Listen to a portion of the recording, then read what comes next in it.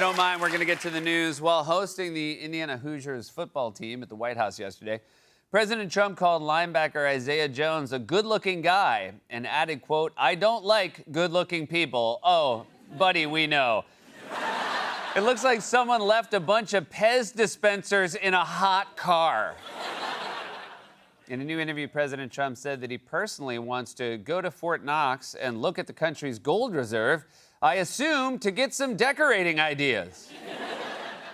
White House announced yesterday that President Trump will go to Walter Reed Medical Center later this month for a medical checkup. Later this month? Dude, you're aging like a countertop banana.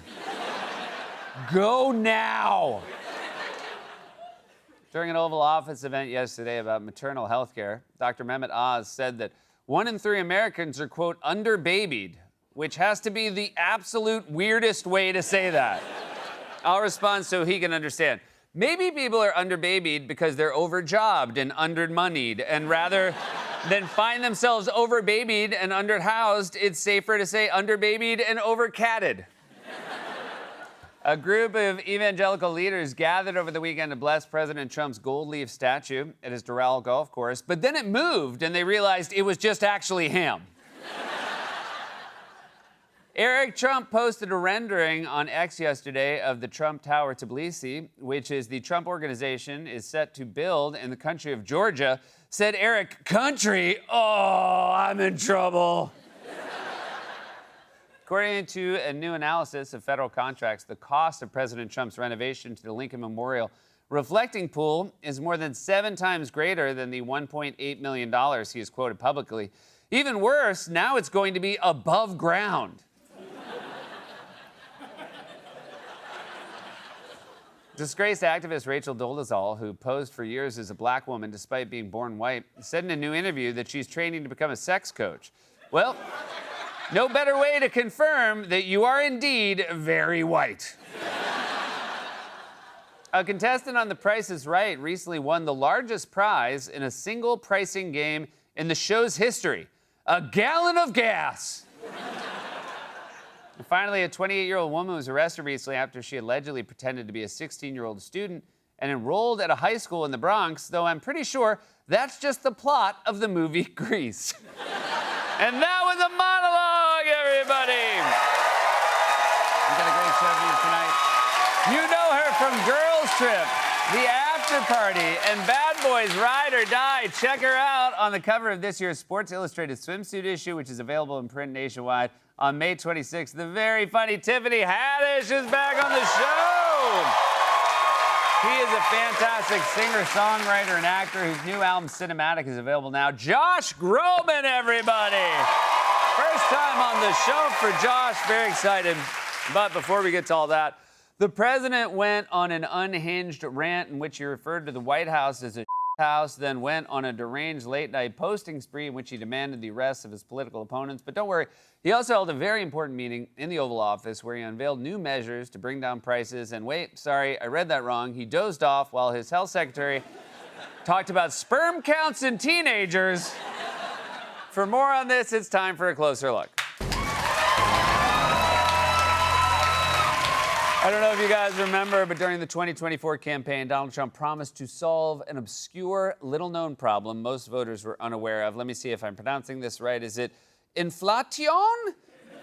Inflatone? Oh, no, inflation. Starting on day one, we will end inflation and make America affordable again. Under my leadership, the United States will commit to the ambitious goal of slashing energy and electricity prices by half, at least half. We intend to slash prices by half within 12 months, at a maximum 18 months. Prices will come down. You just watch. They'll come down, and they'll come down fast. Starting the day I take the oath of office, I will rapidly drive prices down, and we will make America affordable again. We're going to make it affordable again. We're going to get your energy prices down by 50%. Groceries, cars, everything. We're going to get the prices down. Starting on day one, we will end inflation and make America affordable again. A vote for Trump means your groceries will be cheaper. We're going down and getting gasoline below $2 a gallon bring down the price of everything from electricity rates to groceries, airfares, and housing costs. Not only are airfares more expensive, some airlines don't even exist anymore. He didn't bring down the prices of airlines, he brought down the number of airlines. On top of that, gasoline is close to $5 a gallon. Not everywhere. It's still under $2 at Crazy Seth's Discount Gas.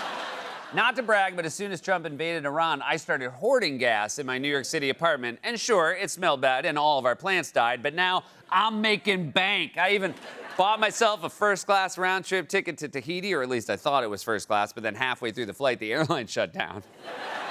Plane didn't even land. They just made us parachute out into the Pacific Ocean. Found my way to a deserted island where I thought I befriended a volleyball, but it turns out it was just Kash Patel. Point is, Trump lied. He said he'd bring down the prices of energy, gas, airfares, and groceries, and not only are they not down, they're all up, way up. It's like if George H.W. Bush had said, read my lips, no new taxes, and then not only raised taxes, but also got new lips. Someone at home, I don't know who you are, saw that and was like, all right. Compare Trump's campaign promises with the latest inflation report. The Labor Department reports this morning that consumer prices increased at a faster than expected pace last month, rising at the fastest rate since May of 2023, and raising further concerns about the inflationary impact on the U.S. economy. This is another inflation setback, and it's being driven in large part by the war. So consumer prices soaring by 3.8% year over year in April. That is worse than expected, and that is the highest level in almost 3 years. Oh my God, inflation is up to 3.8%, but that can't be. That's higher than the rate of inflation when Trump took over from Sleepy Joe. Trump was a bad dude.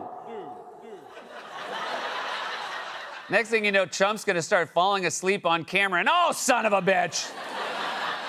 It's also worth noting that as well as promising to bring prices down, he promised that he wouldn't get in to Middle East wars, which is what is making it harder to bring prices down. He's breaking one promise by breaking another promise. And as a result, Americans are rightly furious. New CNN polling just out gives a fresh look on how Americans feel about the economy overall.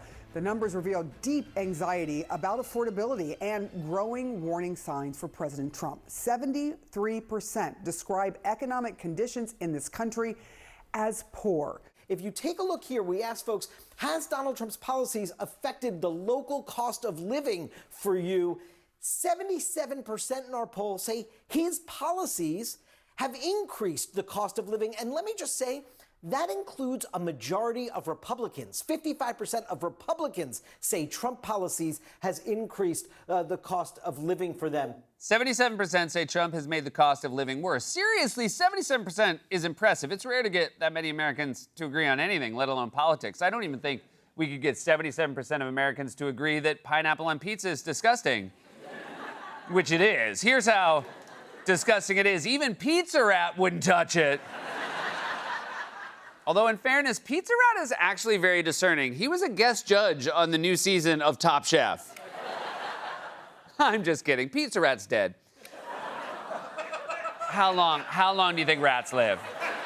That's just science. Don't groan science, you guys. If Pizza Rat was still alive, we should all be terrified. If we find out that pizza-eating rats live forever, run for the hills. He dead. Good. Or she. I don't know why I always assumed Pizza Rat was a man. I can't believe I'm saying that we got to dig up the body and do an autopsy. I need to know. The point is, inflation is soaring and Americans are begging the president, please do something. President Trump held an event about maternal health at the White House today. So let me speak a little bit about the reality that 1 in 3 Americans are underbabied. What does underbabied mean? That means that you either don't have any children or you have less children than you would normally want to have. Then why don't you just say that, you weirdo? Underbabied? Just say Americans are having fewer children. Underbabied sounds like how the Trump sons would describe how their dad raised them. I wouldn't say dad babied us. I'd say he underbabied us. I remember when I was 5, I fell off my bike, and then he took the bike to Disneyland instead of me because he only likes hanging out with winners. Also, if you guys are so concerned that people aren't having children, I have an idea. Make it more affordable to have children. Make healthcare and childcare and public college universal free. Because the cost of raising children is why people are having less children. It's not because they're afraid Iran is going to have a nuclear bomb or because there are no good ballrooms. They're worried about how expensive it is. But this administration doesn't have answers for that. They just have weird solutions for weird problems using weird words. In fact, just when you thought it couldn't get any weirder, guess again, because RFK Jr., a.k.a. the skin suit from Men in Black, showed up too. The fertility crisis for women began in 2007. For men in 1970, men had twice the sperm count as our teenagers do today. I'm sorry, now we got to listen to this guy talk about sperm counts? Louise. The only thing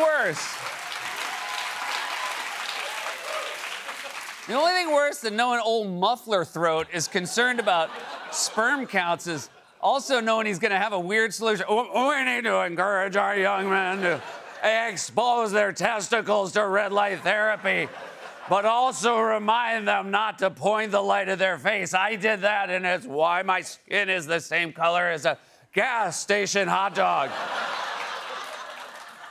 By the way, I can't believe I'm fact-checking this bull, but a study published last year by the Cleveland Clinic found that there's no cause for panic and that sperm counts have been steady. And yes, when I Googled male sperm on my computer, it did pop a red flag with HR.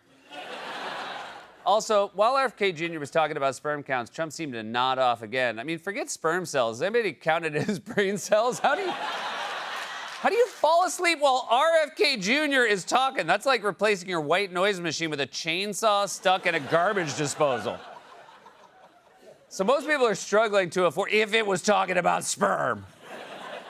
So most people are struggling to afford basic necessities while the president dozes off and his aides drone on about sperm counts. But don't worry, Trump woke up and he stumbled over to the Rose Garden where he complained about the beautiful taxpayer-funded mansion that he gets to live in. We're gathered here tonight, and it's exciting because this place was not properly taken care of. I was told by my wife, you have to act presidential, so don't use foul language. I won't. Therefore, normally I would have said it was a house, but I don't want to say that. Again, you weirdos, no one said house, it's hole. Stop inventing new word phrases for things, you underbabies. Also, I'm so sorry your giant free house is such a bummer. How out of touch can you be? 77% of Americans say the cost of living is getting worse.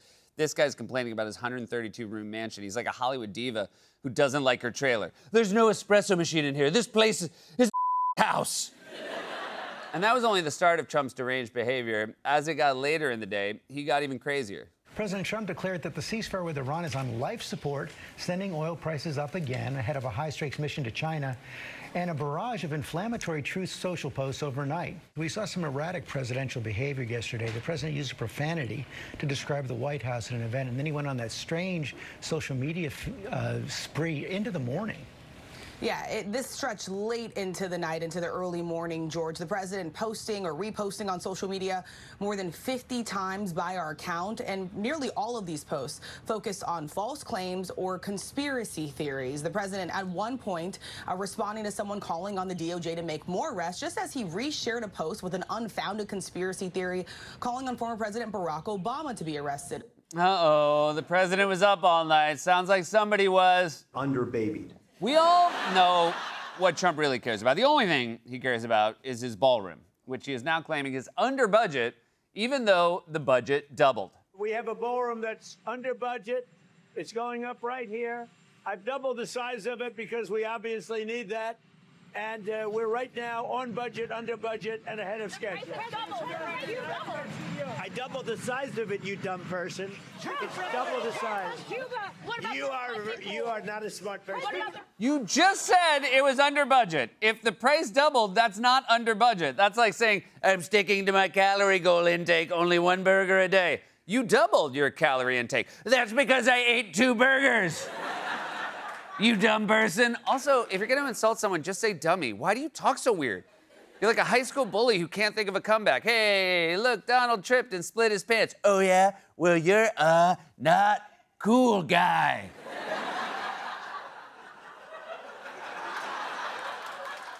This is what Trump really cares about. In fact, on Tuesday, Trump admitted he doesn't consider Americans' financial situations when thinking about the war in Iran. To what extent are Americans' financial situations motivating you to make a deal? Not even a little bit.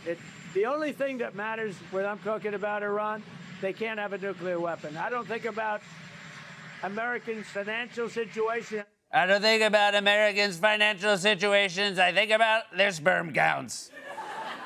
Trump's entire campaign was premised on improving Americans' financial situations, and now he's admitting he's not even thinking about it. He's so full of he lives in a house made of but I certainly don't know what you'd call that. Oh, maybe a house. This has been A Closer Look.